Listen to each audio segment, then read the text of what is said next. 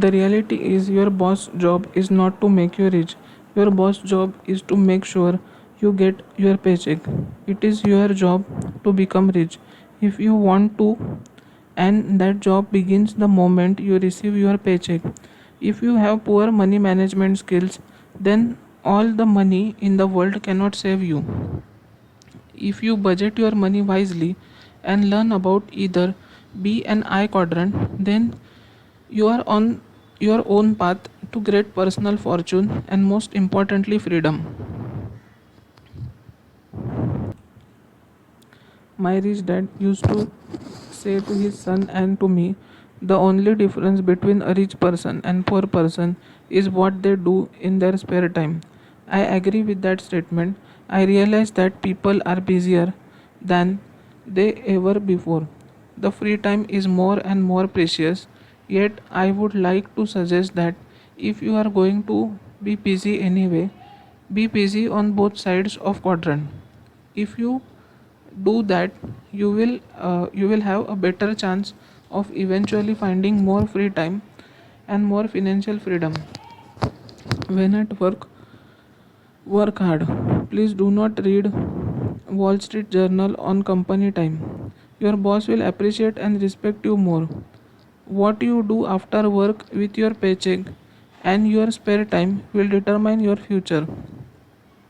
If you work hard on left side of quadrant, you will work hard forever. If you work hard on right side of quadrant, you have a chance of finding freedom. The path I recommend. I am often asked by people on left side of quadrant, what would you recommend? I recommend the same path my rich dad recommended to me.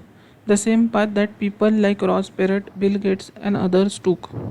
The path looks like this: going from employee to business, business to investor, or from self employed to business and then business to investor. I occasionally receive this complaint, but I'd rather be an investor. To which I reply, then go for the I quadrant. If you have plenty of money and lots of free time, go straight to the I quadrant. But if you don't have an abundance of time and money, the path I recommend is safer. In most cases, people do not people do not have the abundance of time and money. So they ask another question, why? Why do you recommend the B quadrant first? This decision usually takes an hour or so, which I will not go in there, but I will summarize my reasons in next few lines. First, experience and education. If you are first successful as business, you will have a better chance of developing into powerful I quadrant. I's invest in B's. If you first develop in a solid business sense, you can become a better investor. You will be better to identify other B's.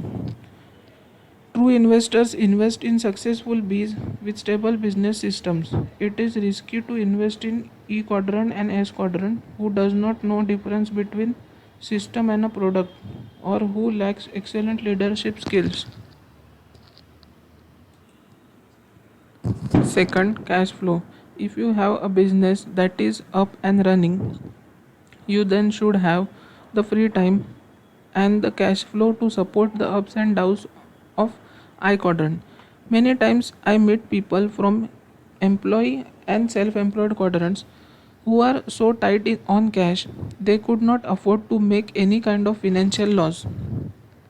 Once market swings and they are wiped out financially because they operate financially at red line. The reality is investing is capital and knowledge intensive. Sometimes it takes lots of capital and time to get that knowledge. Many successful investors have lost many times before winning.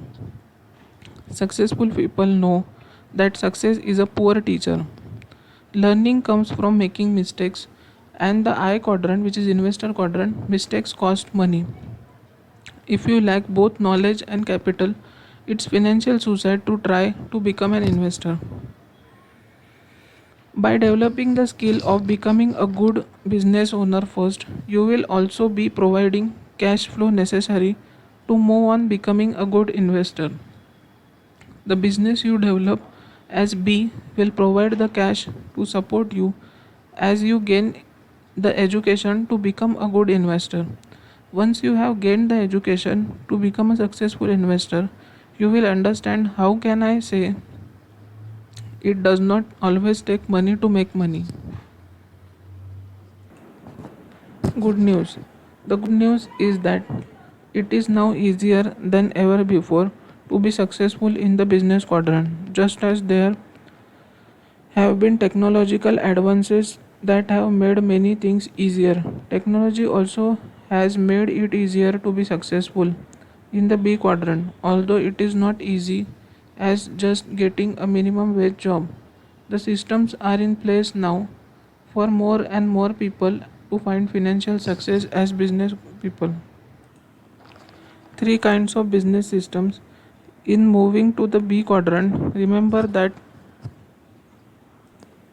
your goal is to own system and have people work that system for you. You can develop business systems yourself or you can look for a system to purchase. I think the system as a bridge that will allow you to cross safely from left side of cash flow quadrant to right side. Your bridge to financial freedom. There are three main types of business systems commonly in use today.